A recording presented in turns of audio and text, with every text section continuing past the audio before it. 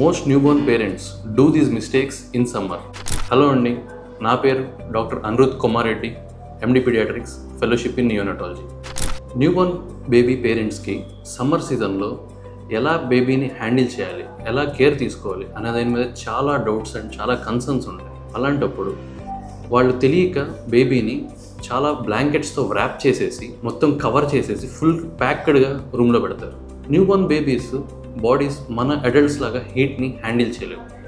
వాళ్ళ body heat loss అనేది మనకన్నా ఎగ్జాగరేటెడ్గా ఎక్కువగా ఉంటుంది.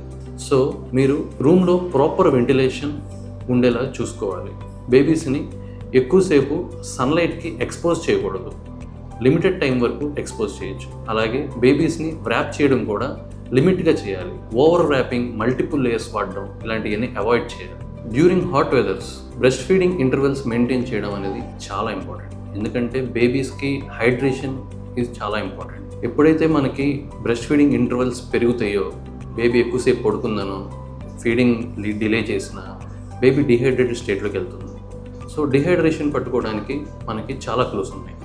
బేబీకి ఫీవర్ రావడం, స్కిన్ డ్రై అయిపోవడం, లిప్స్ అన్నీ డ్రైగా అయిపోవడం, అన్యూజువల్ క్రై ఉండటం, బేబీ లీథార్జిక్గా అయిపోవడం, బేబీ యూరిన్ పాస్ చేయడం తగ్గిపోవడం, ఇవన్నీ రెడ్ ఫ్లాగ్ సైన్స్. ఇందులో ఏమున్నా సరే వెంటనే మీరు మెడికల్ అటెన్షన్ తీసుకురావాలి, హాస్పిటల్కి తీసుకురావాలి. సమ్మర్లో డిహైడ్రేషన్ అండ్ డిస్కంఫర్ట్ బేబీస్లో ఉండే ఛాన్సెస్ చాలా ఎక్కువ. So timely care and attention ఇవ్వడం చాలా ముఖ్యం.